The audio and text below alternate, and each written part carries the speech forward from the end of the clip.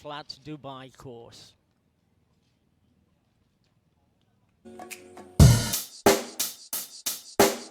Check the mic and make sure it sound right, boys.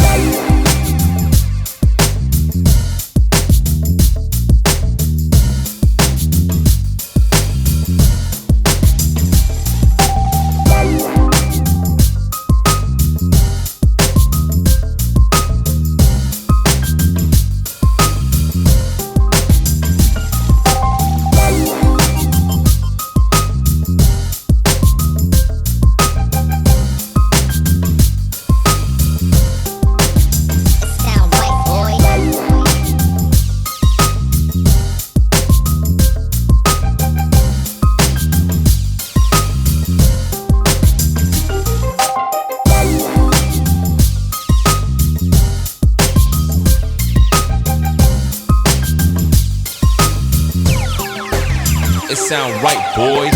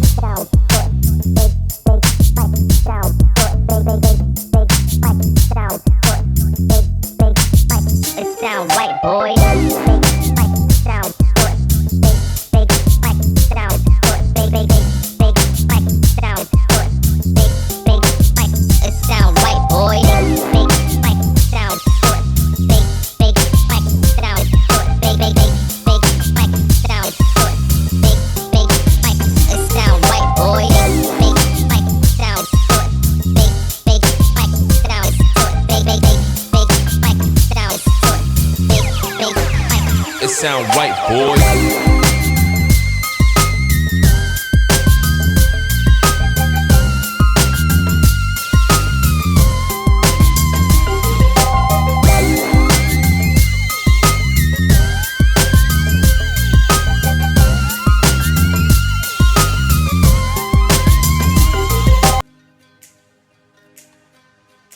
Well, as you can see, apart from the rare point-to-point course, of which I suppose Boston, slightly downhill, is the best example, there's very few turns on this Dubai course, as you can see. And the athletes all say that the road surface is probably the smoothest they've ever found in the world, partly which explains the very fast times that we've always had here in Dubai. Course records last year, which we're going to be taking a look at shortly. But there on the start line are the wheelchair athletes. Swiss winners the last couple of years, Marcel Hug and Sandra Graf are the favourites again. Any likelihood, Paula, of anybody contesting these races, maybe in the men's? I think there will be some competition, certainly from Yamamoto and some of the athletes, but Hug really does stand head and shoulders above the others, and likewise Graf on the women's side. Vanessa de Souza is here, the Brazilian, looking for a qualifying time for Tokyo. Of course, Olympic year this year.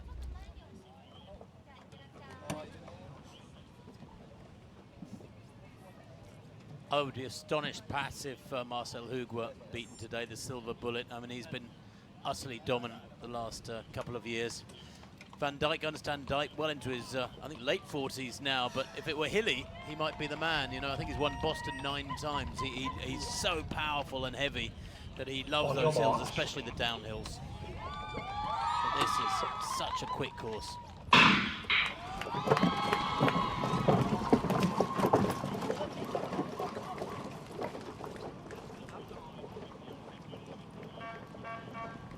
Well, just about 5 minutes until the elite start. And I suppose the same principle applies for these guys, Pat, as it does for the able-bodied runners, and that is they love a dead flat course where they can get into a nice steady rhythm. Well, we're going to have a look at some of the other contestants here in Dubai as we watch the wheelchair athletes going off.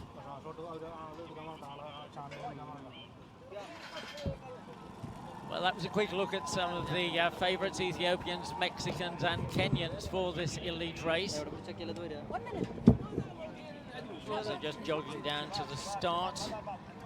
There is Saifu Tura, who we just saw talking very confidently. He talked about the fact that he would love to go below 2:03 today. Conditions looking tough to be able to do that, though. The temperature already around about 18 degrees, and we've been told the dew point is somewhere around 15 degrees, which makes it tough and fairly humid running out there for them.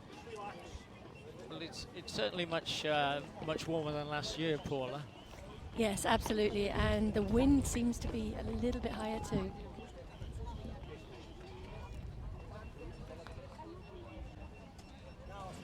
Well, about 4 minutes away from the start, there is the temperature.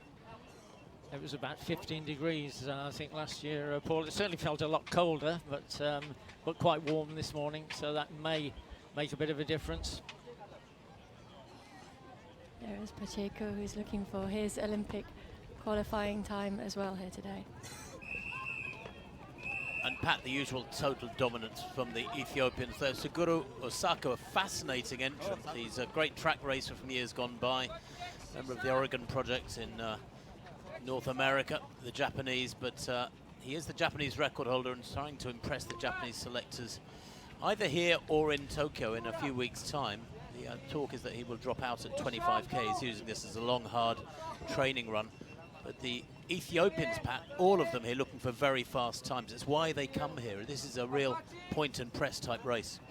Well, when the race began 20 years ago, we did have 3 consecutive Kenyan victories, but since then Ethiopians have pretty much dominated the race, and certainly on the men's side they've got 13 victories out of 20, and the Kenyans the other 7. Has been even more dominant on the women's side, Paula. I think 13-3, because the first 4 victories were by Russian women. Yeah, and then after that, I think the Ethiopian runners started to come here, started to produce very fast times, and Dubai quickly became known as the place to come early in the year, kick off the year with some very, very fast racing and set the bar for the year ahead. Well, you've had a look at the men's and the women's starters there. Their principal name, well, as you can see right there, is on their bib, so they're going to be fairly easily identifiable.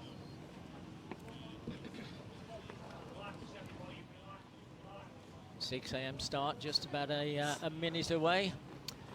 Who do you fancy, Tim, in the men's race? Crikey, there's a loaded question. I think there's about 14 of them who have broken 2:10, and you have to look at the guys who have been able to display consistency and have run quick this year. So Dexisa, for example, I think is possibly my man.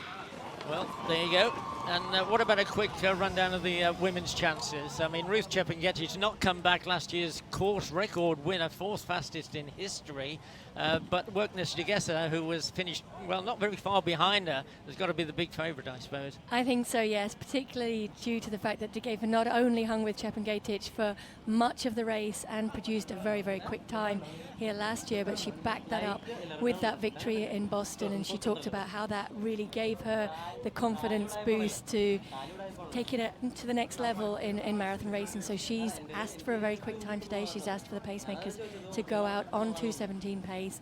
Whether in these conditions they'll be able to do that remains to be seen, but she's definitely talking a big game that the others in the women's field don't really want to go with. They've asked for a slower pace for Dida and for Herpa. Okay, because I mean, she was the 6th fastest of all time in finishing 2nd last year.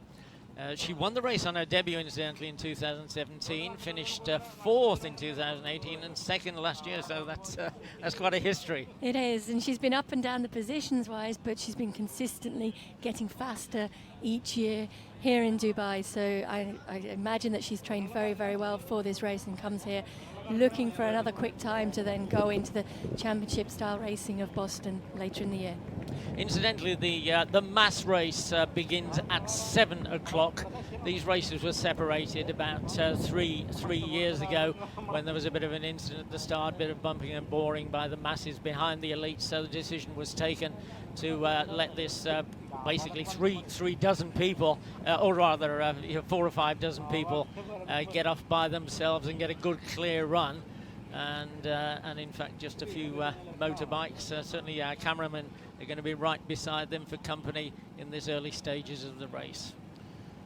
Big responsibility on the pacemakers as well in a race like this, where the rhythm that athletes want to lay down is there for the taking. There aren't any undulations to speak of. There's very few corners, and therefore it's an opportunity that is fairly rare when you compare it with courses like Chicago, which is fast and flat but has about 41 corners, with London, which has a lot of undulations even though it's a fast course, and various others. This is almost Dutch in its flatness.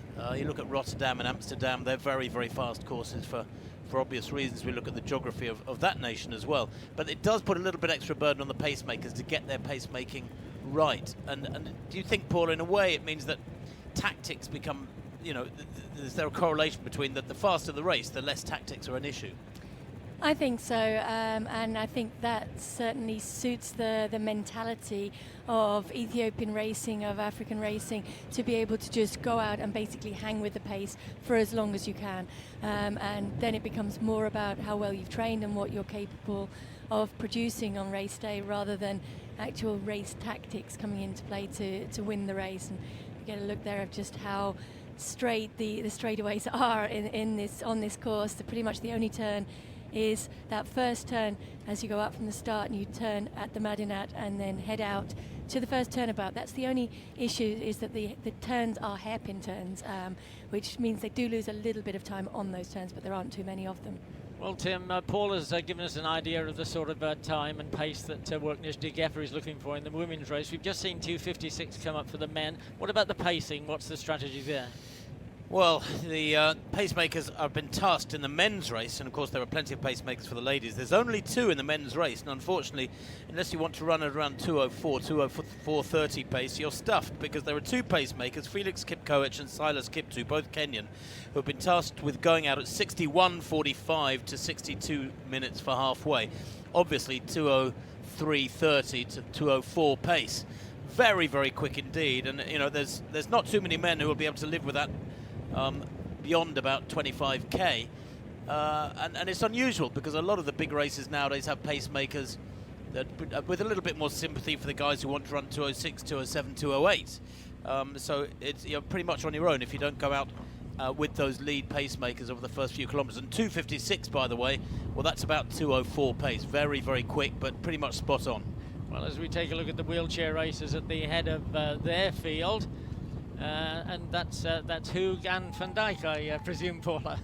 I don't think it's Van Dijk behind, but it's certainly the Silver Bullet with his recognisable silver helmet there. I think this is Van Dijk coming up now. Yeah, you can usually spot Ernst Van Dijk, the South African, because of his size, his volume. He's got monstrous shoulders, and I think that might have been the Japanese behind Hoog just now. Well, I'm surprised how quickly they split up, though. Yes, indeed, and there are half a dozen Japanese in the field, some of whom are a bit of an unknown quantity, so it will be interesting to see how long Hoog is going to be having the lead contested in this wheelchair race. Of course, these guys are extremely rapid. They're going to be back at the finish inside of about an hour and a half, hour and 40 minutes at worst, and the women too. Incidentally, Tim, you mentioned the sort of times that, or the pace that we're expecting here. The course record was set last year by Getanem Moller of Ethiopia, 2:03:34. So yeah, they're obviously looking for trying to knock about half a minute off that time. Yes, they are. In fact, one of them is it Tura, who has said he thinks he can go under 2:03 today. He's certainly not lacking confidence. But if they can knock half a minute off that, well, it'll put them in a very special, the winner, in a very special group. A sub 2:03 is a tiny, tiny club of athletes on the all-time list. But we mustn't take it for granted. And I must admit, I'm a man who's always preferred to see great racing, and that fast times are a bonus. And one of the ironies of this really quick race we're watching this morning unfold, and I've no doubt at all that it will be quick, is that so many of these Kenyans and Ethiopians have got one eye on Tokyo and the Olympics about 7 or 8 months away, and yet the Olympic marathon is notoriously tactical, and you have to be a really astute racer. This is one of those races where you turn up for a really quick time. You hardly have to think, you just have to hang on. Well, just for the record, there are 10 men here with 2 hours 7 minutes or faster, and 2 sub 2:20 women and 5 more sub 2:25, Paula. Yeah, it just shows you the depth and also highlights exactly why these athletes need to come here and produce a fast time, because it's all very well saying the Olympic marathon will be a tactical race, and it will be, but they need to run a fast time to get themselves onto that team and to even be there in Tokyo. I think that's what many of the athletes were looking for. And talking to Asai Futura at the press conference, he was fairly unsure of what he actually needed to do to satisfy the Ethiopian selectors and to get the nod to be onto that team. And that's why I think they all want to come out and produce a very quick time to put their name up there and hope that that is enough to keep them in the eyes of the selectors. Well, we got name checks there for the two Kenyan pacemakers in the men's race, but inevitably at this stage there's a good dozen in that lead pack. One athlete that is a very interesting debutant in this race is Eric Kiptanui, a 30-year-old Kenyan. It's a long-awaited debut from Kiptanui. He's the 7th fastest half-marathon runner in history with 58.42. That was in Berlin a couple of years ago now. But after initially being a pretty useful track runner, he's run about 3:37 for 1500. That's about 3:55 for a mile. He moved up to the roads and to the half-marathon where he's really nailed it. And Kiptanui could possibly, there he is, bring the title back to Kenya if he has a strong debut here today. It's a big ask, I suppose, to go down towards 2:03, 2:04 in your very first marathon. But Dubai is almost unique, Pat, in that it does have a habit of producing names out of a hat, out of almost nowhere, who come out and run 2:03, 2:04, 2:05. Yes, indeed. And in fact, I mean, Kiptanui, the extraordinary thing about him is he took half a dozen years out after being a decent schoolboy runner, and then only came back about 2016 and very quickly has got up into the elite level, such elite level that he was one of the pacemakers for Eliud Kipchoge in London last year, and certainly went through 61 minutes without too much of a problem, or 61 and a half. Well, his coach, Renato Canova, has said recently that 2:04 is possible. We shall see. He had his fair share of injury problems in 2018. Did Eric Kiptanui, but has had a good 2019 by all accounts. Well, that's Tora right in the middle of the picture there, Paula, and he did seem pretty confident of 2:03 and even sub 2:03. Yes, he did, and I think we have to add that note of caution that was maybe before they had really seen what the conditions were going to be like out there today, and I do think that will have a little bit of a bearing on this race. There was some reticence there from the bulk of the pack to go with the early pace in the first couple of kilometres, but now they have decided to commit and to get up there as we take a look back now, and this looks like the lead women's group. Yeah, and there's a host of pacemakers here. Let me see, 6 pacemakers out there for the ladies. One pacemaker at 68.30 pace, which is obviously 2:17 pace. 2 pacemakers at 69.30, so around 2:18, 2:19 pace. And then one at 72-minute pace, which is 2:24 final time, and a couple of pacemakers at 73.30, which is, what, 2:27 pace. So for some reason, there's a massive pacemakers that's been laid on for the ladies. I think they've pretty much come with individual pacemakers, so they've brought their own to be able to hit the exact times that they wanted to. But here it looks like it is that second pack. I don't see Worknesh de Gefer in there. The others are all there. Herpa is there, Tashomi is there, Dida is there. Yeah, Kuma, you can see there in the white vest centre picture. She won Hamburg and also back in April. On the far side in the blue is Facer, who is an interesting athlete making her debut, stepping up from 5,000 metres. Got very good credentials on the track, so it'll be interesting to see what she can do here. Interesting couple right at the back of the pack there we just saw. It's a Kenyan Mexican woman, as we see Worknesh de Gefer here right out at the front. We got a brief glimpse of the Mexican Kenyan woman, Rispa Gesabwa Biaki, who's being paced by her brother, Rogers. She only became Mexican naturalized about 2 or 3 years ago, but anyway, quickly back to de Gefer, Paula. I mean, that's already a huge gap by the looks of it. Yeah, and I think so. I think when you announce at the technical meeting the night before the race that you want to go out at 68.30, certainly scares and intimidates the other women. And she's not got a huge leader at this point. You can see the chasing pack, or you could see the chasing pack in the background behind her there, but she certainly looks very committed. She's gone with the pace and looks very good at this stage, and that is Facer leading the group behind. Well, we did see, Tim, that the first 3K in the men's race, they were all of those kilometres were under 3 minutes, so that's a fairly rapid pace too. Yeah, it is. I mean, that's pretty much perfect. 2:58 per kilometre is 2:05 tempo. Remember, that first kilometre was 2:56, so they're building up, well, what is a nice steady rhythm here, and heading down towards 2:04 territory. Very impressive. Be interesting to see how they drop off. There's Osako in the white hat, Suguro Osaka, the 28-year-old Japanese, who has that Japanese record after his third place in Chicago. Back in 2018, he ran 2:05.50, but probably a little bit disappointed with his third place in the Japanese Olympic trial back in the middle of September, where he ran 2:11.41 for third place, and the first two got selected. Frustratingly, he just missed out on automatic selection. I know you touched on that, Paula, and that if things don't change, he probably will get the nod anyway for that third spot. Yeah, I think he was frustrated with that third place in the trials. He was actually second coming into the stadium, but suffered a bit with a stitch in the closing stages and wasn't able to hold on to the second of the automatic qualifying spots. I think the rule of thumb they're roughly going by is, should anyone break that Japanese record, they will get that third spot. If they don't, he's fairly safe.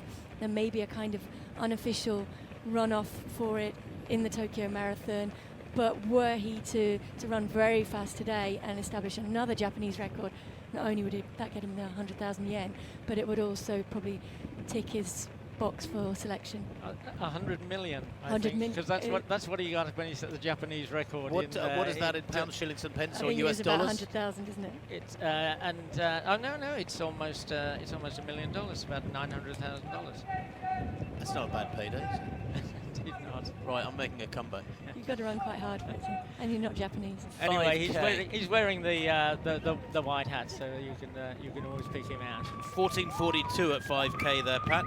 So long way under 3 minutes per kilometre, and that is very encouraging indeed. At 14:42 at 5K, that means they're on schedule here for around about 2:03.30. 2:03.30 pace is 14:42. Well, that's exactly the course record last year, 2:03.34, set by Gaetano Molla. So Dubai living up to its reputation thus far. A fair bit of confusion there at that drink station as the athletes were diving for the tables. They are told in advance at the technical meeting which of the 9 tables their bottle will be on and in what order it will be placed on the tables, but every year we see this confusion and frantically looking around for their bottles. It seems like the majority have been able to get them at that first drink station. It's not an exact science, is it? You know, and you so often in these big marathons see athletes struggling with. I'm never quite sure why they don't spread the tables out more. Why do the tables have to be so close together? Why don't they have the tables 20 meters apart? There's table 1 and then a big gap and then table 2. Spread them out over 150 meters. Don't crunch them all together over 30 meters. That's what creates the chaos. Well, she did 2:17.41 in finishing second here last year, Agnieszka Geffer, and here she is with her pacemaker, otherwise in splendid isolation. Well, she's coached by Gaetano Tessema, who is one of the global agency group coaches, who is incredibly experienced, used to be a pretty good coach himself, and that's a record of consistency is hugely reinforcing for the athletes. 16:22 at 5K. Yeah, that's a very quick time, and also quick for the chasing pack there, just 17-18 seconds behind. You can see their pacemakers almost warning the women ahead that the drink stations are there. I think so often the athletes are focused on looking at what that 5K split is and forget that the tables are also at 5K, so they're checking the clocks, checking their watches, and then quickly remember that they have to dive for the drink tables also. That 16:22, by the way, equates to about 2:18 tempo. Okay, we're just going to have a look at Saeed Harib, the General Secretary of the Dubai Sports Council. And it's interesting that this race took about 10 years to get really established in the local community, but nowadays we're getting droves and droves of even Emiratis running, not just the expats who were in the original race 20 years ago. Yeah, that's interesting, Pat, because I've worked on the Rack Half Marathon for many years. It's about an hour across the desert from here. It's every February. And that is the vast majority of runners in that are expats. Very few Emiratis actually take part in that particular half marathon. So it's interesting that the marathon itself is the challenge that's been picked up. Well, as we look at both the men's and women's times after 5K, we're going to be taking a look actually at some Vox Pops. That's to say, we're going to have a chat with some Emiratis who are actually running in the mass race, which begins at 7 o'clock in about 40 minutes time. That's fascinating. Degefa at 5K has 17 seconds on the pack. So she's, what, about 80 or 90 meters ahead of that pack, the main pack of lead ladies. She is absolutely flying.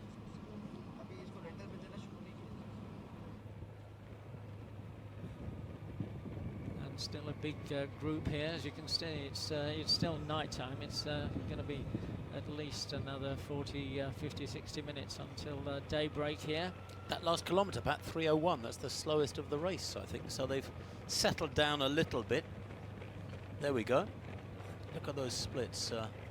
All of them well under 2 minutes, under 3 minutes rather, apart from kilometre 6. I wonder if they've just taken a little turn into the wind. There is a bit of breeze about. But I don't think so. I don't think they've taken a turn yet, have they? I think they must be approaching the first turn. But I'm just looking in there. I can see Kiptanui, I can see Ballet. I can't see Solomon Dexisa in there, who was the pre-race favourite. Surely he's got to be there at this stage. Well, Dexisa was pre-race favourite by dint of his 2:04.40, which he ran in Amsterdam in 2018. But he's only 4 seconds faster than Tura, his colleague from Ethiopia, and he's the one who sounded far more confident at the press conference. Was talking about 2:03. Next guy up is Osako, 2:05.50, the Japanese. We've already talked about him. Another Ethiopian, Belay, 2:06. Abate, 2:06.13. Bantier, 2:06.23.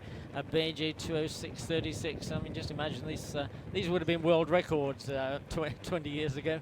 2:58, that's 7th kilometre, so they have got back onto a sub-3 minute schedule. Dexisa, I mean, yes, he set that personal best of 2:04.40 in Amsterdam in October 18, but just this last October, on the 20th of October, so not many weeks ago, he ran 2:05.16 for second place, so he was in great shape in October. I'd be really surprised if he's dropped back off this lead pack, what, some 21, 22 minutes into the race. Well, he certainly seemed fairly confident at the press conference on Wednesday afternoon. And just on the right screen there, you can see that Marcel Hugger's still got company.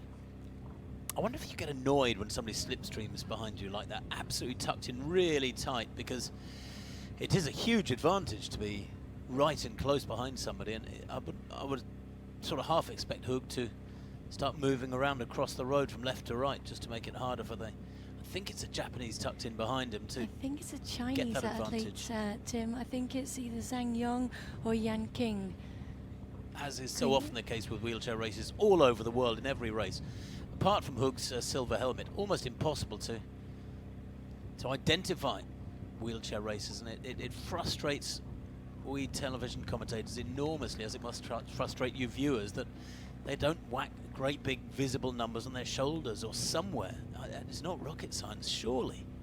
Well, as you saw there briefly, Hug did relent in an attempt to get his contestant to come alongside or even take the lead, but he wasn't having any of it. Yeah, I'm not sure if they have rules similar to that in cycling, where you're not, or certainly in triathlon, where you're not allowed to draft behind, because it is a certain advantage. Even in running, it is easier to run on someone's shoulder or to run right behind someone, but it's a bigger advantage when you're pushing in the wheelchairs.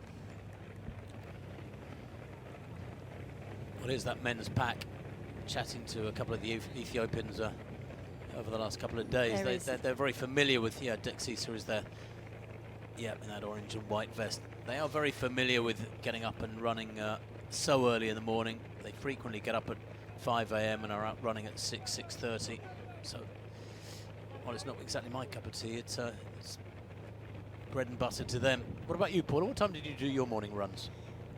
Not that early. I used to prefer I'm not to surprised. give myself time to wake up and to be able to do the harder workout of the day, be it track session, road session, or the harder long runs in the morning. I think come race day, if the race is an early start, you're always going to be awake and ready to race. But most days, what time was your morning run? 9 o'clock. Yeah, very sensible. Well, to my way of thinking anyway, which isn't necessarily the right way of thinking. There's De Geffer. Pat, I cannot believe the lead she's built up. I suppose the only thing, Paula, and you're familiar with this, is that the male pacemakers for these super elite ladies, that at least the ladies know they can be there right to the finish line if needs be. They can be there every step of the way, whereas male pacemakers always drop out in a men's race at around, at best, 30k, something like that. Yeah, and that's something that's definitely changed in recent times. It used to be very, very hard because the depth isn't there on the women's side to be able to get female pacemakers to go any kind of distance within the race. So with female pacemakers, rarely people would go past halfway, I think, with me, and that's when they started to bring in the male pacemakers, and certainly it was much easier to run in a mixed race. That's not as good for TV though, but these women have actually brought training partners with them, so they're used to running with them on a day-to-day basis as well. And I think for De Geffer there, just to settle in beside her training partner, behind her training partner, and just to almost be able to switch off it and settle into the rhythm that he's setting, and to be able to hit the pace that she's asked for and that she's planned for and trained for in this race. And I think the other women sensibly know that that would be almost suicidal to try and go with the pace at this stage in the race. So they are running with their own pacemakers and just running their own race behind, and I guess keeping an eye on what's happening up ahead just in case De Geffer has overcommitted. Well, there are those splits, and you can see they're varying a little bit, 320 to 314. That's quite some variation for the, I don't know if that is for, if that's for De Geffer, if that's for the lead pack. It says leading women, but was that for De Geffer or the lead pack?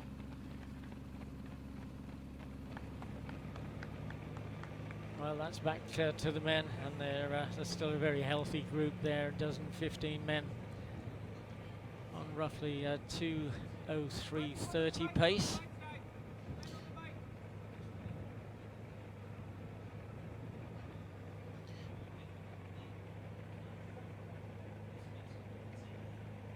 Yeah, not too much going on. I think if you're in that pack in this first 10, 15, even 20 kilometers, just to let the pace unfold in front of you, just to stay there and not overcommit too much energy, even thinking about too much, just to follow with the pace and let the race pan out a little bit before the real racing will start in the second half of this race. That's another 2:59 kilometers, so the men are a lot more consistent in their pace. Well, we're looking forward to the first real big mark of the 10K, which should be coming up shortly. Yeah, and I mean, obviously they're running just inside 3 minutes, so you're looking for something like, what, 29:30, 29:40 at 10K. And if it were 29:30 at 10K, well, you'd be looking at a winning time around 2:04:20, 2:04:30. I think we saw a caption come up a little while ago saying they look to be heading for a time of around 2:04:30, but negative splits are pretty common nowadays. There's those splits. Look, another 3:01 creeping in that 8th kilometre, but pretty metronomic. Good job by the pacemakers, I would say, so far. Yeah, I think so. I think any fluctuation possibly has to do with the wind being a little bit stronger than it has been in previous years. Shouldn't really have too much of an effect, certainly for the athletes further back in the pack, settled in and getting a little bit of protection from the wind from the pacemakers. Well, as we said, it's a fair bit warmer than it was last year when Gitane Molla of Ethiopia ran 2:03:34.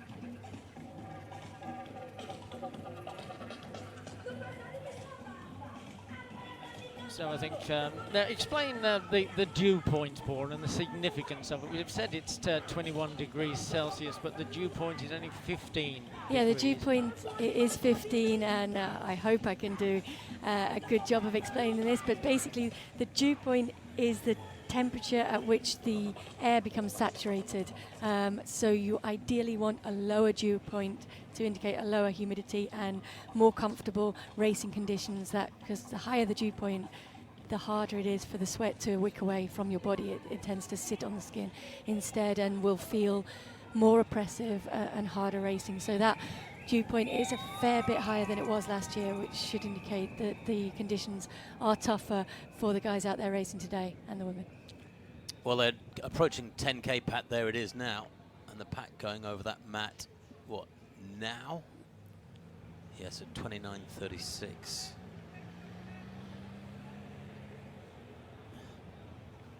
And that at 10K, well, represents just inside 205. So they haven't really switched on just yet. They're certainly a long way off sub 204 or God forbid, sub 203 splits as yet. And the longer they go into this second quarter of the race, so to speak, almost the second quarter of the race, without really hitting the 255, 256 territory regularly with those kilometre splits, the less chance there is of them going under 204. Well, Paula, there's Worknish still well away from the pack. Yeah, and still setting a very, very good pace. You can see her focused, her eyes just focused on the road in front of her. She looks as though she's working very hard for this stage in the race.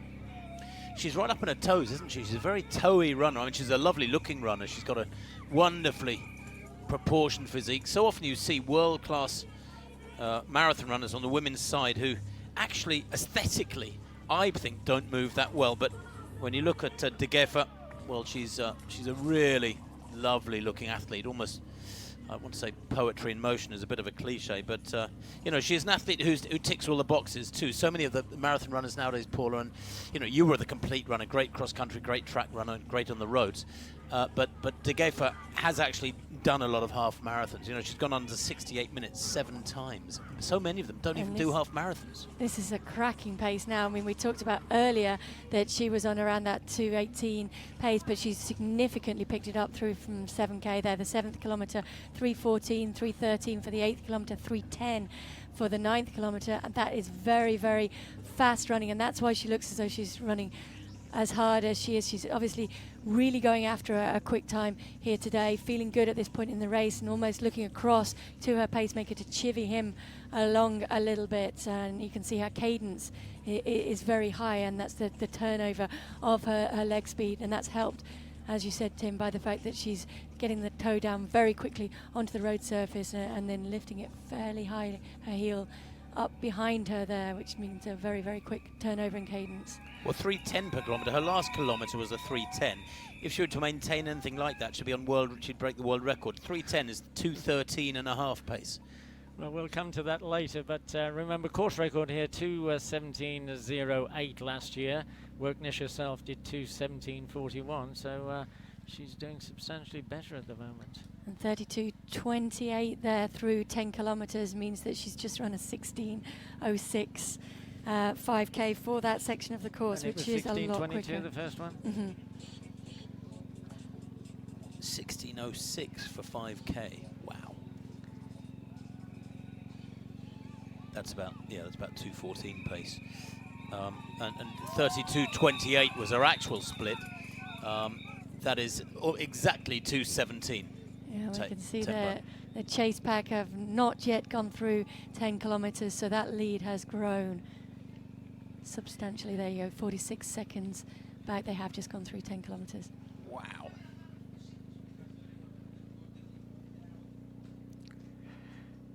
We're going to have a few words from our sponsor. This is Rula Abamani, the CEO of Standard Chartered. Well, perhaps you... Living up to that, because she's starting the 10K race. That's to say she is the race starter, but she is herself running in the 4K event later on. Now, Tim, we've got word from the course. The two Mexican guys, Santana and Pacheco, went through 10K in 30:28. Now, that's going to do their Olympic chances no harm whatsoever, because that's quite a bit faster than their personal bests. Yes, they are. I mean, they, 2:08:30 is. They were hoping to get under 2:10. They've both run just inside 2:11. They've sort of got one foot on the plane for Tokyo for the Olympic Games for Mexico's Jose Luis Santana and Juan Pacheco, to give them their full names, 30 and 29 respectively, and actually silver and bronze medalists at the Pan Am Games in Lima in July last year respectively. So both very much world-class runners with 2:10 personal bests, but at the moment really hitting those splits well for a time just inside 2:09. So we'll try and keep you abreast of how those two Mexican lads are going. It's looking really good. Well, they did say at the press conference that they're two of only 6 people in the whole of the Americas, North and South, that have got the qualifying times for Tokyo, because those fields are going to be restricted at the Olympics this year. Yeah, I think, is it 80 athletes are allowed to race in Tokyo in the marathon? The top 80 come a particular date, and at the moment I think they're both just inside that top 80. But, in theory, they can get shunted out. Of course, you've got to remember, only 3 Kenyans are allowed to run, only 3 Ethiopians, and so on, to make up that 80. Whereas if you took the best 80 in the world, you'd have 40 Kenyans and 30 Ethiopians, and it would just be, nobody else would get a sniff. Well, there probably are a few Kenyans and Ethiopians already for running for other countries, and we do have a former Mexican woman here. Rispa Biaku, former Kenyan. Former Kenyan, now running for Mexico since 2016, and she's attempting to do the 2:29:30, which is just about a minute faster than her personal best. 2:29:30 that she needs to be able to qualify for Mexico for the Tokyo Olympics in August. Well, 38 minutes on the clock. The wheelchair racers, by the way, have been out there for 43 minutes now, so they're approaching halfway in their particular race, around halfway.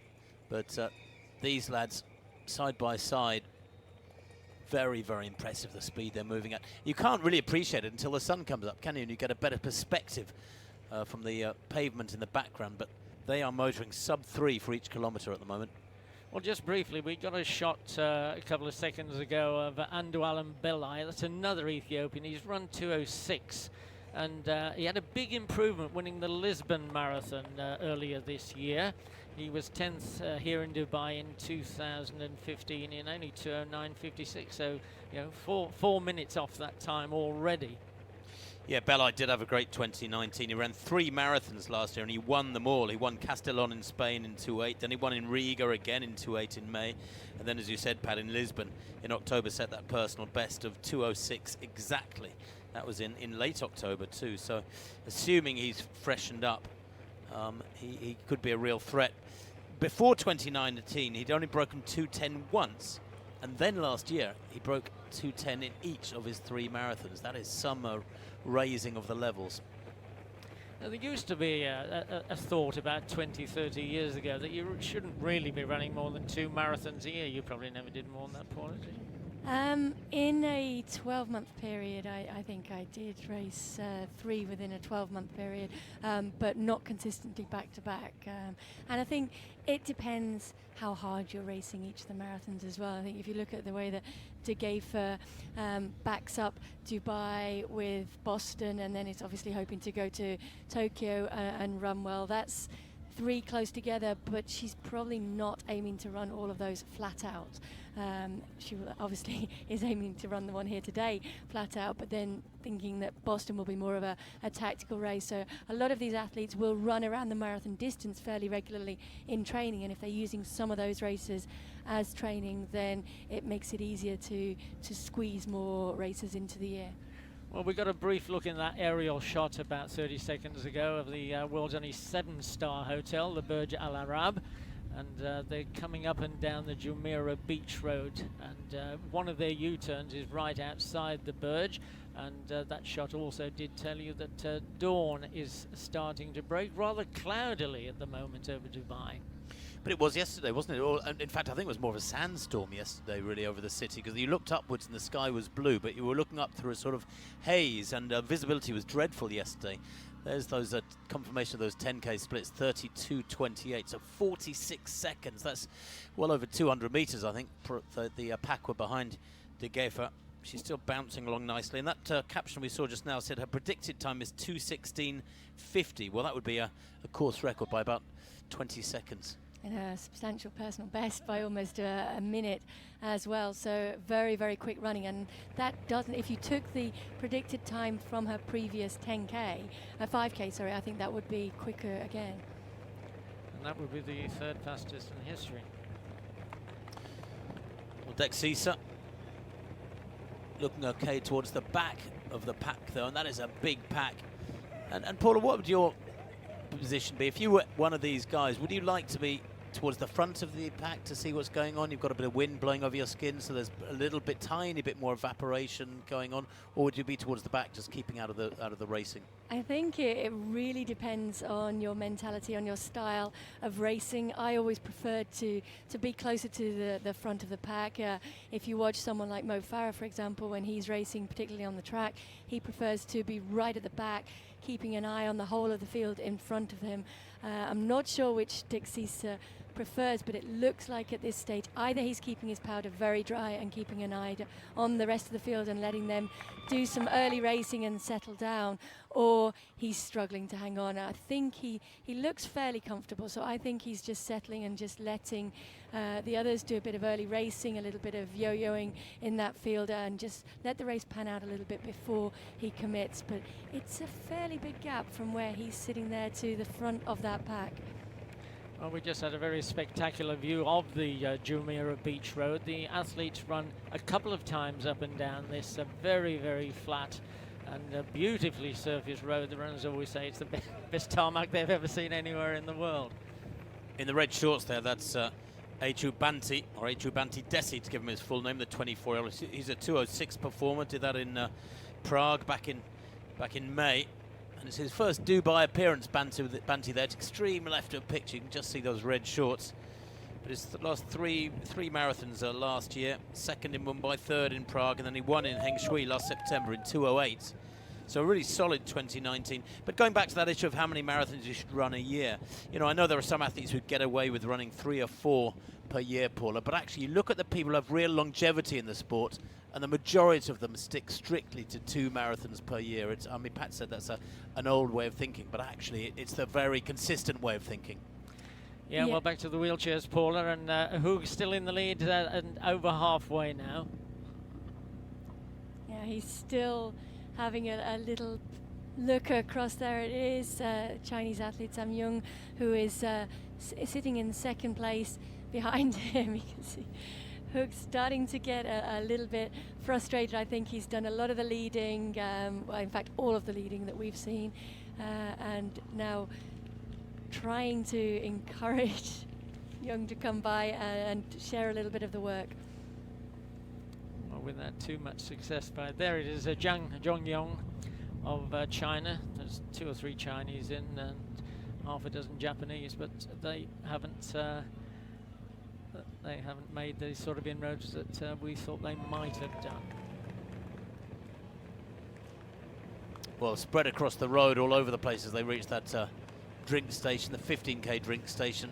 Those athletes will get that 15K split for you very shortly, I suspect, but really important in these situations. There we are, 44:30 at 15K for the elite athletes. Really important, Paula, that you do get your drinks early in the race, and you know, some athletes let it play upon their minds a great deal, but you know, they do say in a marathon, the old adage is if you start feeling thirsty in a marathon, then you've left it too late. But for these guys, actually getting that sustenance early on is critical. Did you ever miss a drink in a significant race?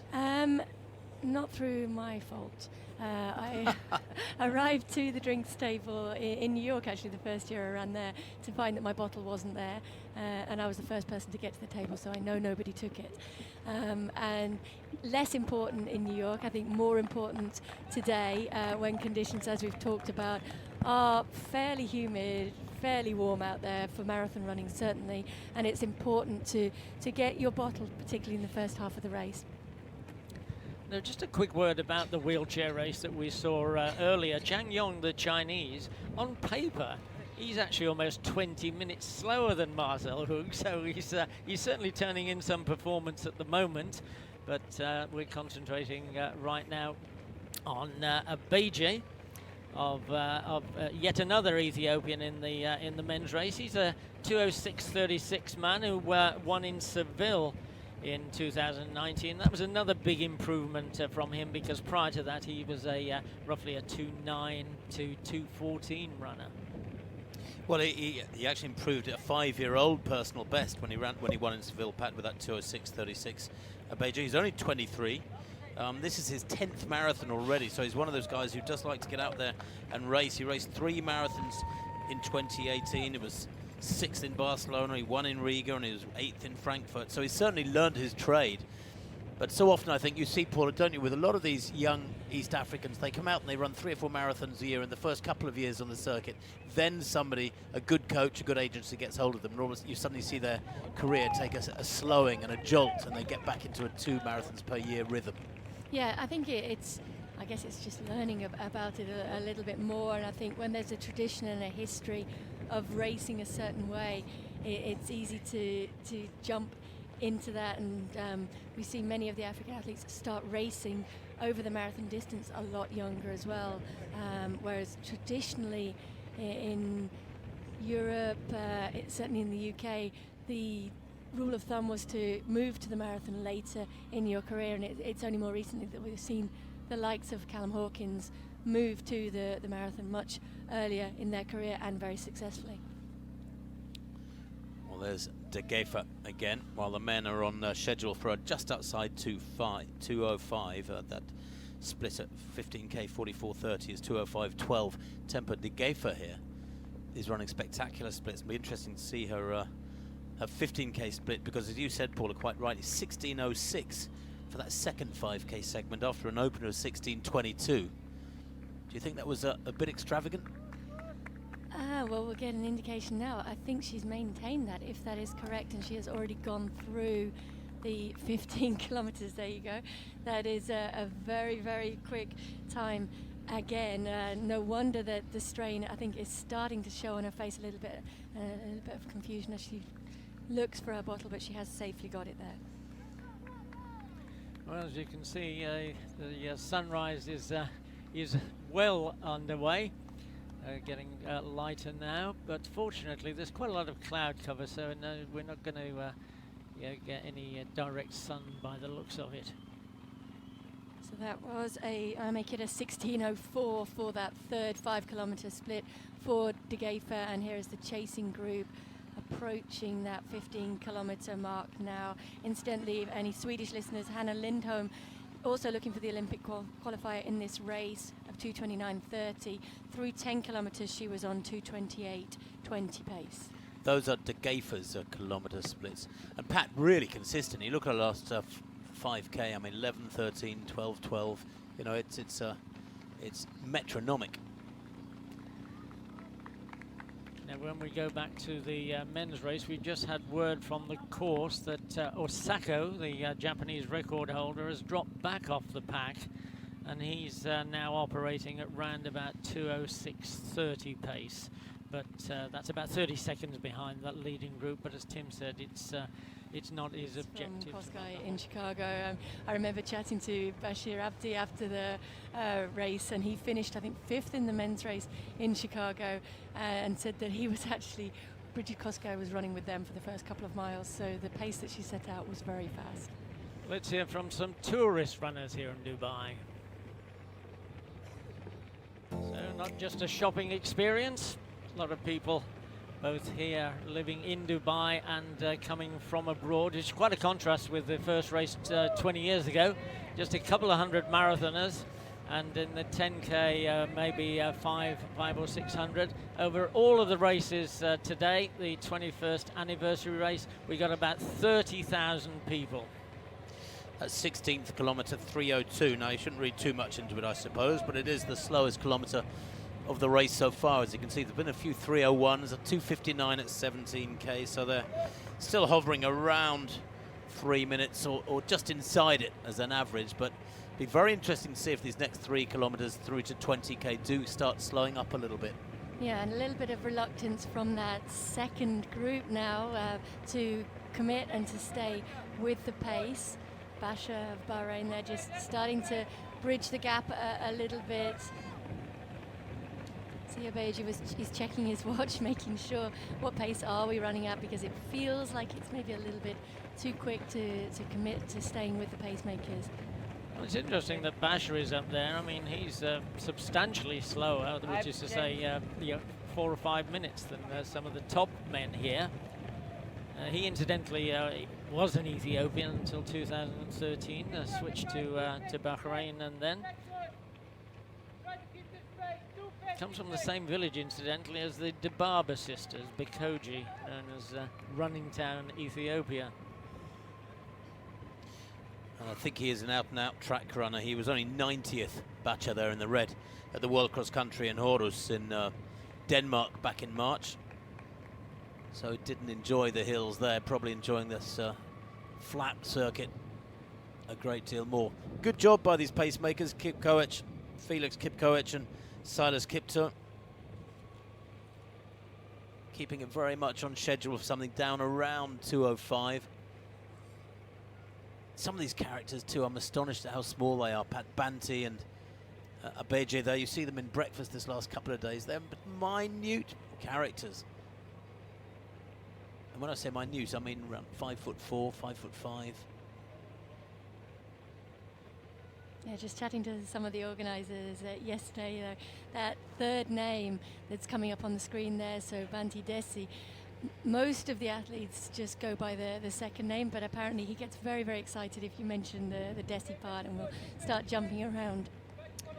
And there is Osako.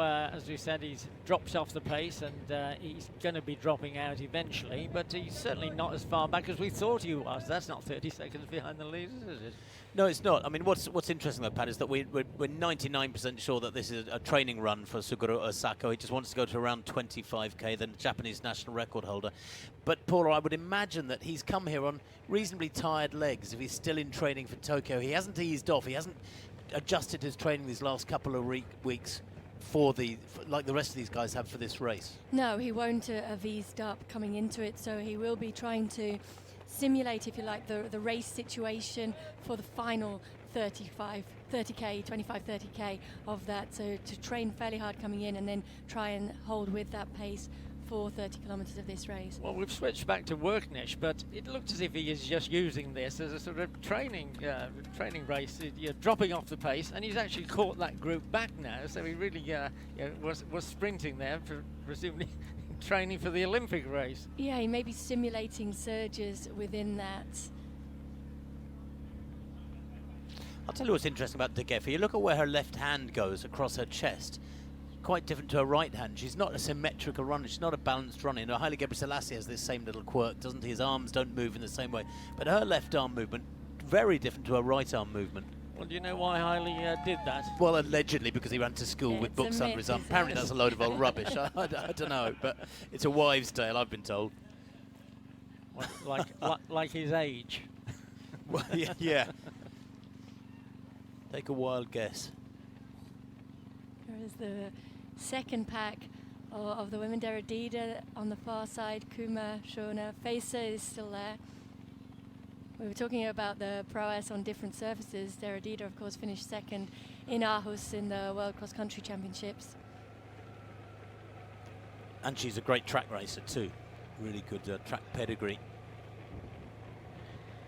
Well, as you can see, we're shortly going to be coming up to the 20k marker, and shortly after that, the half marathon. So that's going to be a very good pointer to what our final time is going to be. Still a big group with the men, Tim. Oh, it's a massive group. Yeah, I mean, it's impressive when you think they're shifting at what, around 62 and a half minute pace for the half marathon. Just how many are in there? What, maybe 20 strong, that group. Belai is in the middle of the pack there. We've talked about Anduelem Belai, the 27-year-old Ethiopian. He was 10th here in 2015. That was the last time he ran. He's come back 5 years later, hoping to improve things. But he has set a personal best, as we talked about, in Lisbon in October of 2:06. So he's 4 minutes better than he was 5 years ago.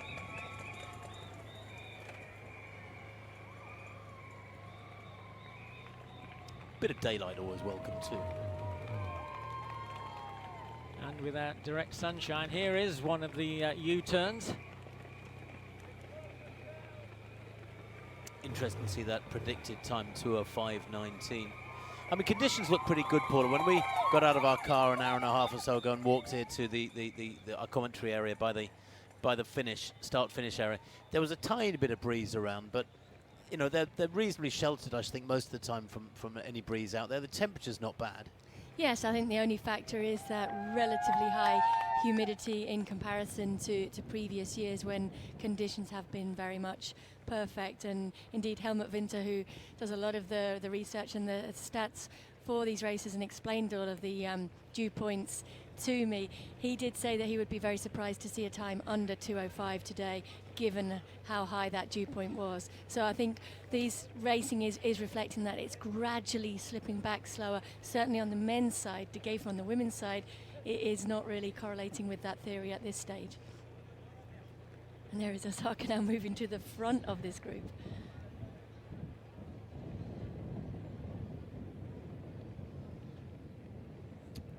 Spread across the road to be guided across that mat, 20k 59.28. What sort of prediction is that going to get us to the finish? I'm just turning to my trusty tables here. Well, while we do that, Tim, let's just take a look at the mass race start. As you can see, off they go. There were just a few hundred of them 20 years ago. There's thousands nowadays, and of course there is a 10k race, as I said, and there is a 4k race. This, the start of the mass marathon. They're going to be doing the whole 42.195k.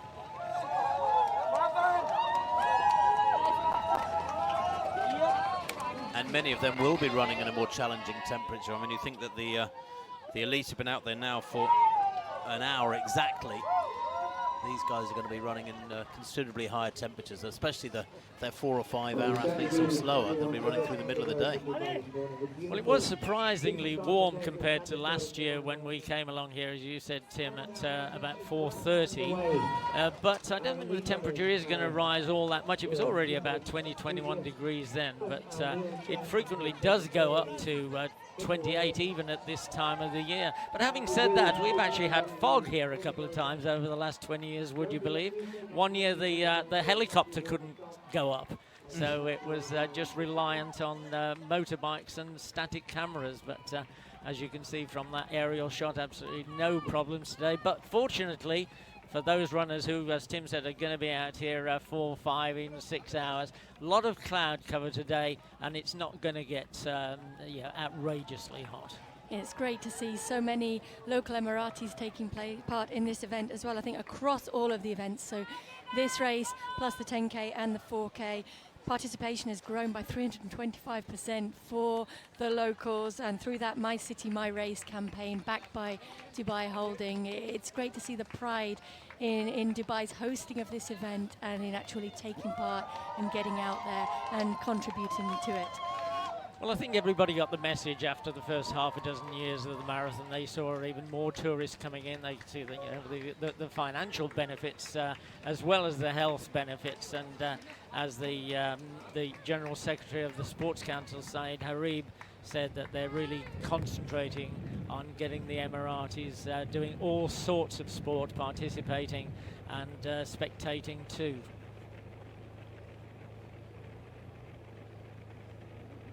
Osaka checking his watch very regularly there, settled in behind the two pacemakers alongside Banti. I wonder if he maybe made a bit of an unscheduled stop, and then has caught back up to the pack, because he looks very, very good at this point now. Well, 62.42, there we go, 62.43 at the halfway, these fellows, so almost exactly on 2:05.30 pace.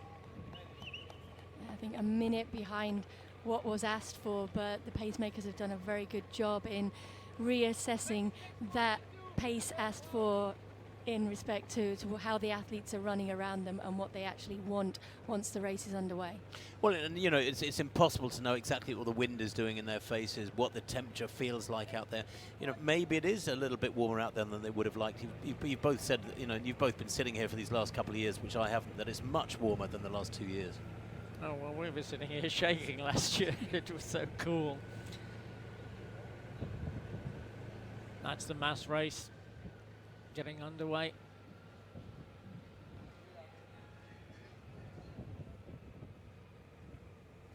And the numbers, well, it's funny, isn't it? Because there are, approaching 30,000 people have entered all the different races this year. Last year, just under 20,000 entered. So there's been a massive increase in the overall entry for this sort of festival of running today. But the marathon itself last year had 2,400. Well, as we said earlier, Marcel Hug is got a Chinese Zhang behind him, who on paper is 20 minutes slower, but certainly not today. And they're going to be coming in here in about sort of 15-20 minutes or so. You half expect to see a tow bar between them, don't you? They're that close together. Well, certainly drafting is coming into play here substantially. Well, you could see their Hug pushing hard at the front, and Zhang actually just sitting up and relaxing in the slipstream. Well, that's 35k, just 7.2k to go.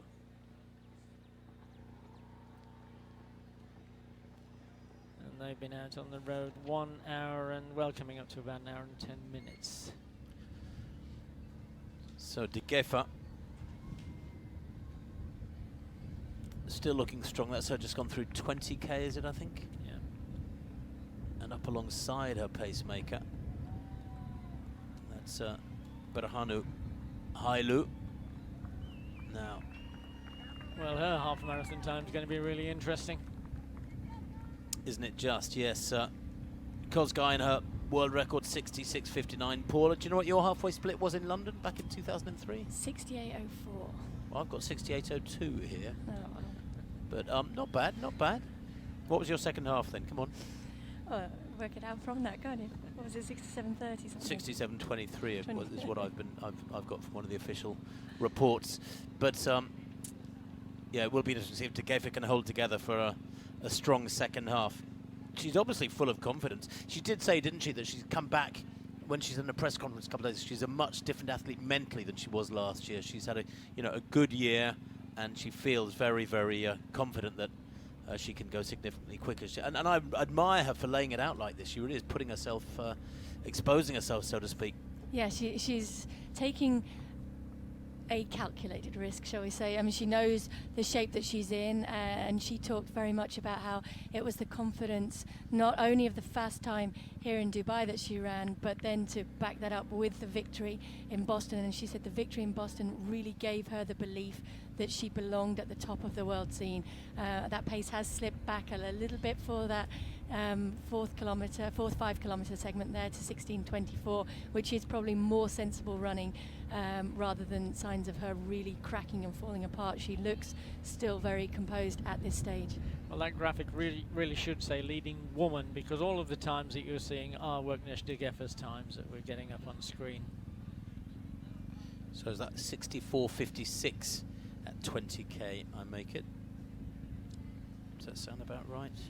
And that last K, 3:19. Yeah, so maybe slowing a little bit.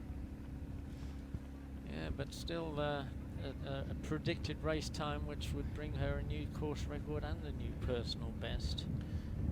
I wonder if she's chatting to Berhanu and actually they're communicating constantly. Paula, when you ran your 2:15, you had a couple of Kenyan fellas in front of you the whole way, a few feet away. Were you talking to them, communicating with them? I wasn't talking to them, but I was racing them.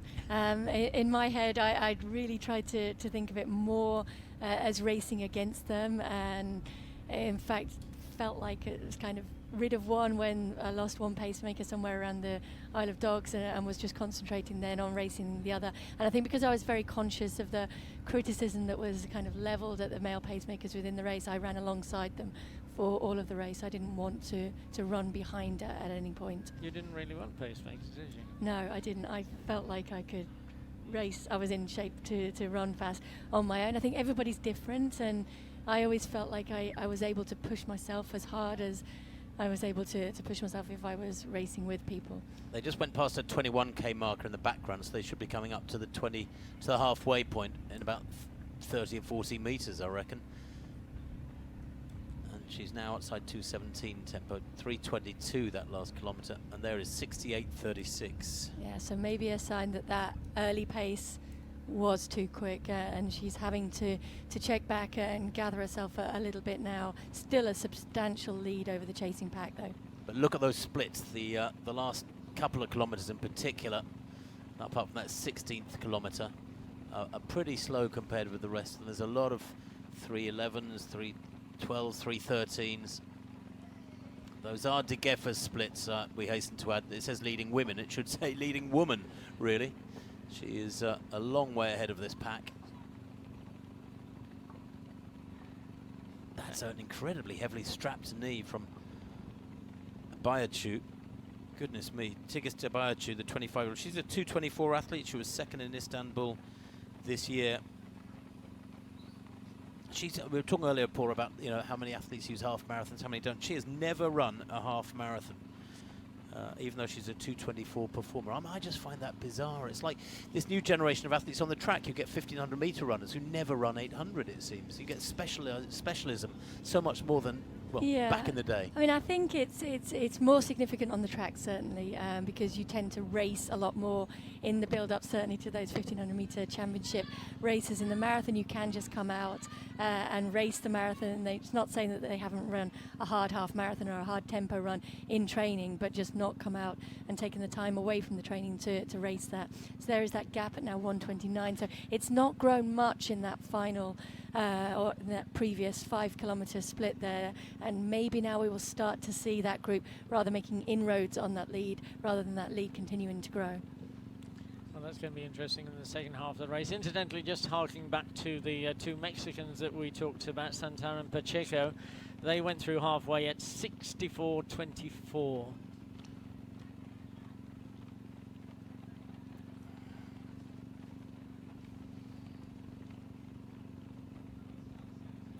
Let's take a look at a couple of Emiratis or a couple of locals that are going to be running here.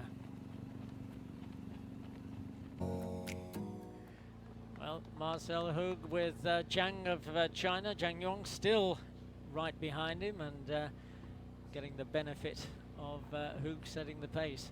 He's won here the last couple of years and was fully expected to win again this year. And if he stays there, he will do, but it's going to be an interesting finish, Paula. He's setting a very, very fast pace. I'm guessing that might have been 40k that they've just gone through there. We'll get a bit of confirmation on that, hopefully, but it looks as, I mean, he's looked the whole way through this race as though he's been setting down a very, very fast pace, and probably a little bit of confusion in his mind as well every time he checks back and sees Zhang still there behind him. What more can he do to try and shake it off? Certainly there's no willingness to share the pace. Another check behind there. He knows he's approaching the finish, and he's trying to do everything that he can to shake away this chaser that's been stuck behind him the whole way.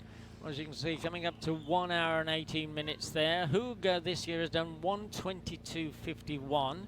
Zhang Yong of China has only done, let me see, 1:41.57. I mean, that's an extraordinary difference. He's going to knock 20 minutes off his best time, or certainly this year's best time. And if you contrast the styles, as Tim mentioned earlier, you see how often Zhang Yong actually can sit up and just go upright in his chair. Marcel Hug doesn't do that, stays down, stays compact, stays streamlined, keeps that silver bullet piercing the air in front of him and working very, very hard. Well, he's certainly got the experience. That's one of the few traffic speed reduction humps that they went over. That's the only sort of hillock that you get on a course like this. Perhaps the most significant name missing from this wheelchair field is Daniel Romanchuk, the young American. He's retained his Chicago title back in October. He was runner-up in Tokyo, but he won both London and Boston last year. He's only a youngster, and he's got a massive wingspan. That is incredibly long, powerful arms, Romanchuk. Many people saying he's the future of wheelchair racing, but when he's not around, Hug is normally the boss, but he's having it anything but his own way today, Pat. Well, he's got 2 consecutive victories here. The wheelchair race only reintroduced in the past few years. He and his compatriot Sandra Graf, the 2 Swiss, were the winners in the last couple of years, looking for hat tricks here. Well, let's see if who can keep it going. There again you see Zhang just sitting up and relaxing while Hug continually pumps away with those shoulders, those arms.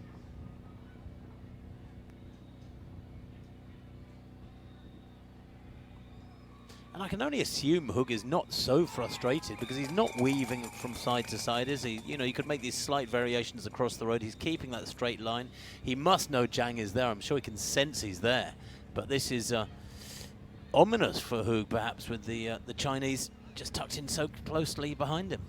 And that was for the first time almost that the Chinese moved out as if to try and to come alongside Hug, and Hug took that as a little bit of the gauntlet being thrown down and managed to raise his game a little bit. I think it would maybe cost him a bit too much energy to be weaving across the road too much and trying to encourage Young to come alongside him. Well, they've just turned into the lengthy finishing straight. I can see the finish. And well, certainly the crowds in the stands can see them. We've got a quick murmur from them as they wheeled around the corner. Well, let's see if Marcel Hug can hang on for his hat trick.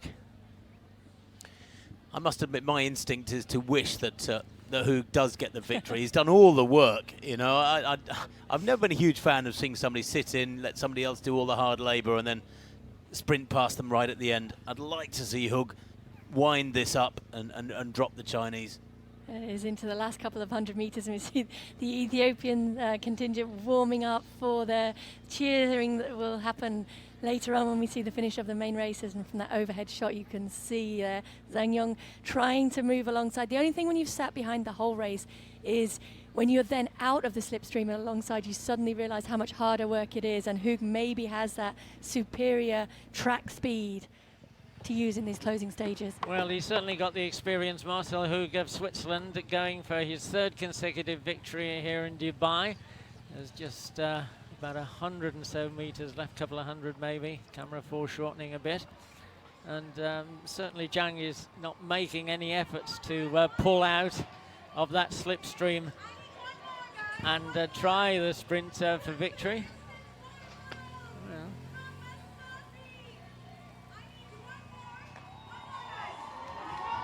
Oh, well, there you go. He was happy to let Hug take the victory. Let the senior partner who'd done all the work take his well-deserved hat trick. Marcel Hug of Switzerland, 3 in a row for him. Zhang Hong, well, probably 20 minutes faster than he's wheeled himself all this year, and he looks pretty happy with that, and so he should be. Well, he was slipstreaming the entire way. I wonder whether or not it was deceptive, and Hug was actually winding it up there and just staying that a couple of meters ahead of Zhang all the time, and the Chinese just couldn't make an impression on him. 1:22. What was the official winning time? We'll bring that to you as soon as we can. Well, it was probably marginally faster than Hug had already done this year, 1:22.51.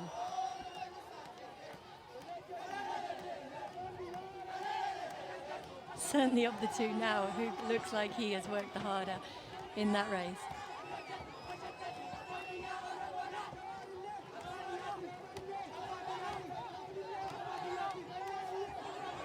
Of course, the Paralympics in Tokyo will follow the Olympic Games. The Olympics themselves begin on July 31st, or rather the athletics at the Olympic Games begin on July 31st and last for 10 days as we go back to the men's race. Incidentally, we mentioned that, sorry, it's the women's leaders. We said that Osako had dropped off the pace. Apparently between 15 and 20K, he ran 14:28. Which was very, very quick pace, but I don't see him in there any longer now, although he has come up through 25 kilometers. 25K, 1:14.18. which does tend to fit a lot more with a paced, surging training run rather than actually racing here today. That's about 2:05.20 pace, so they're slipping a little bit with 1:14.18, but still very fast running. Well, and given there's such a huge group, you've got to think that when that does begin to split up, that the guys who are really going to make a real attempt at victory are going to start accelerating. I think that's a very good interpretation of what we're seeing, Pat. You know, for that group to be that big at 25k is a little unnatural, and it tells me that there's several guys in there who are having their tempo dictated by the pacemakers. Perhaps they're happy with that, but there must be, Paul, don't you think, 3 or 4 guys in there who are actually feeling pretty comfortable, having gone through halfway in, what, 60... What was the official halfway split? It's 62-43. I think we're going to see negative splits. Yes, which is kind of reversing the trend from previous years. But I think we are certainly seeing a gathering within that pack now. To begin with, there was the quicker pace, and then it settled back a little bit. And then I think they're kind of watching each other and just letting the race pan out a little bit. Some still like Mosiso, they're just finding the pace a little bit too quick for them today in the shape that they've come to the race in. Well, that's the second fastest 5k of the race, 14:50. Look at that, 14:42 they opened up with. Then it settled down into the 14:50s. But 14:50 from 21 to 25k is already beginning to perhaps to show a pattern of acceleration from halfway onwards. I wonder whether or not 1 or 2 athletes have had a word with the pacemakers, although I'm not sure that Amarik and Swahili match that well, because both the pacemakers are Kenyan. But it's significant. That's a big acceleration. May only seem like a few seconds, but it's significant. And Kiptu there, glancing around. Have we lost Kip Koech? I think we have lost Kip Koech, and I've just been told that the split to 25k for Osaka was even quicker, so at 14:18. So absolutely he was using that to surge. So either he has stepped aside in this race, or he's actually up the road ahead of this pack. I think it's probably more likely he stepped aside. Well, you see their predicted finishing time 2:05.53, rather slower than we hoped for, but we seem to have a consensus that this race is going to accelerate in the second half. Well, there's those kilometre splits. Look at that, 26th and 27th kilometres, really significantly slower than everything going on in the first 15-20k. I wonder if now that we're into this third quarter of the race, there's a little bit of almost subconscious gathering of themselves for the charge over the last 10 or 15k. I think so, and certainly a reluctance to lead at this point, so to take on that responsibility of pushing the pace on when you know that that's going to maybe sap something out of the pace that you can finish the final 5 kilometres or so at. I mean, the prize money for first place, $100,000. That is inevitably playing on the minds of some of them, and they're thinking, do I sacrifice myself, push on, kick away, and challenge the others, or do I play it safe?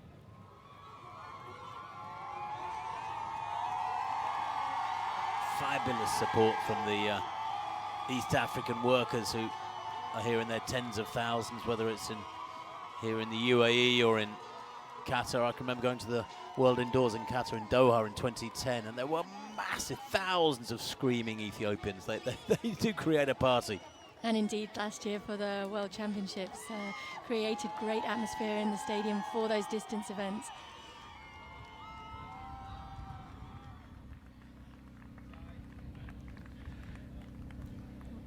Well, we're going to take a brief look at Worknesh, who's still well ahead of the chasing pack in the women's race. But we're shortly going to take a look at well, we saw a couple of guest workers, if you like, who are running the 10K and the marathon. We saw them a few minutes ago.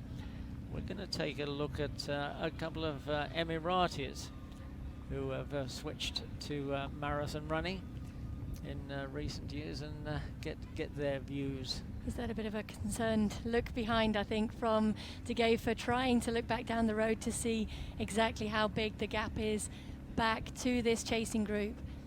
Yeah, that's shown that. And they're also looking behind a lot. Guten is shown in the tall lady, third from right in the white vest. And there you see why with those previous splits. So the pace of Dewpoint has slowed substantially, which means that this chasing group must be making inroads and significant inroads on that lead.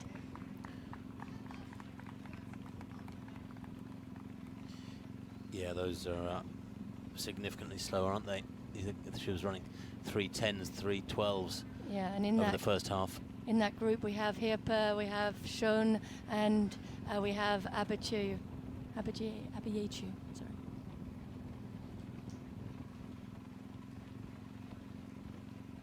Not too far back to face as well at the 25-kilometer point.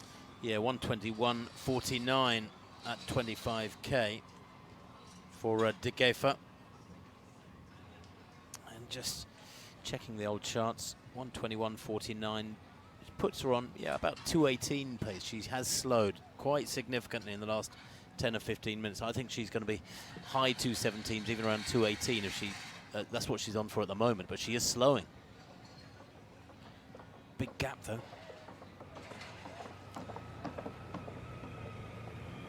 Has she built up enough of a cushion? Be really interesting to see, won't it?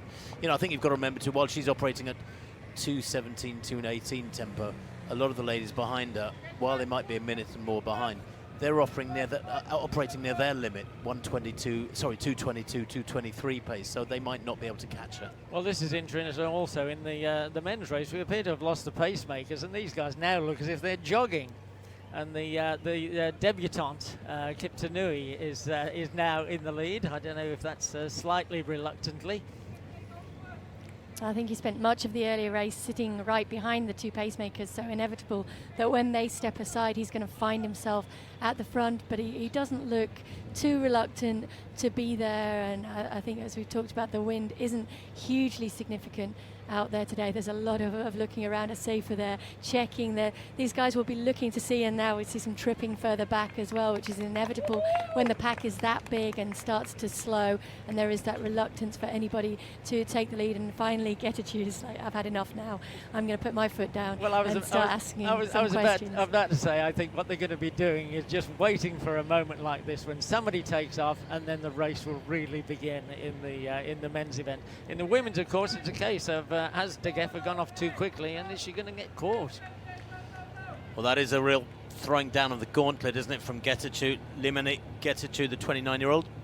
Well, now we're going to take a look at a couple of Emirati brothers who have found marathon running.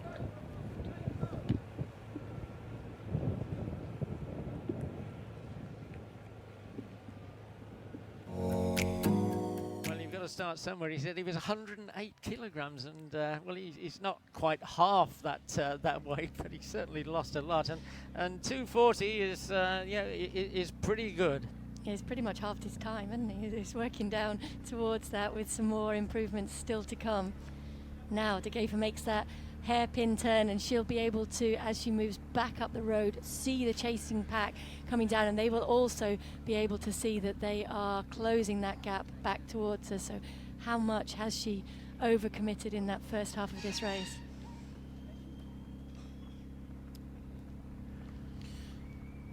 Well, she's at 27k. She's got, what, 15 kilometers to go. She's moving well again there now. Of course, a bit of psychology may be coming into it, Paul. If you know you're going to pass the others, they're going to go to look at you. You pump your chest out, you get up on your toes, push it harder for 30 seconds as you go past them. Yeah, you make it look good. I'm not sure she noticed them on the other side of the road, but her pacer running alongside us certainly did, and equally so for this chasing group here, and they will be getting that information, and they will also be able to see on these long straight shots, they will be able to see her ahead of them, and that psychologically is a huge bonus. I think when you see that you're gaining ground on a leader who has set out at such a fast pace, that gives you more energy to be able to commit more to the chase. Well, and the chase is certainly on in the men's race now. Still a lot of jockeying for positions, and there's still a substantial group there, Tim.